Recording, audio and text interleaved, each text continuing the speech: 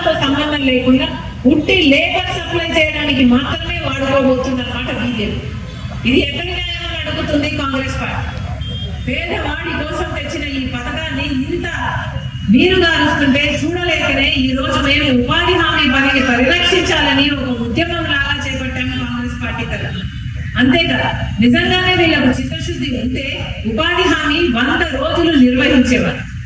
కానీ మన రాష్ట్రంలో ఎక్కడే కానీ పోయిన సంవత్సరం ఒక్క సంవత్సరం ఎగ్జాంపుల్ తీసుకున్నా 100 రోజులు పని ఎక్కడా ఇవ్వలేదు. ఇచ్చింది కేవలం 52 రోజులు మాత్రమే పని ఇచ్చారు. సగటున ఇచ్చిన రాష్ట్రంలో ఏ ఊర్లో తీసుకున్నా 52 రోజులకు మించలేదు పని ఇవ్వడం. మరి అలాంటప్పుడు 52 రోజులు కూడా వీళ్ళు పని ఇవ్వలేదు. వీళ్ళు 125 రోజులు ఇస్తామని కొత్త చట్టంలో చెప్తున్నారు. ఎలా నమ్మాలి? 100 రోజులు ఇవ్వాలి కానీ ఇవ్వలేదు. వీళ్ళు ఇచ్చిందేమో 52 రోజులే, కానీ 125 రోజులు ఇస్తాము అని చెప్తున్నారే.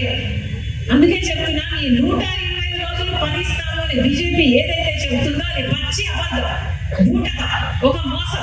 మిమ్మల్ని మభ్యపెట్టే ప్రయత్నం చేస్తున్నారు తప్పితే నిజంగానే వీళ్ళకి చిత్తశుద్ధి ఉంటే, వీళ్ళకి నిజంగానే 125 రోజులు ఇచ్చే చిత్తశుద్ధి ఉంటే కనీసం చట్టం చెప్పినట్టుగా 100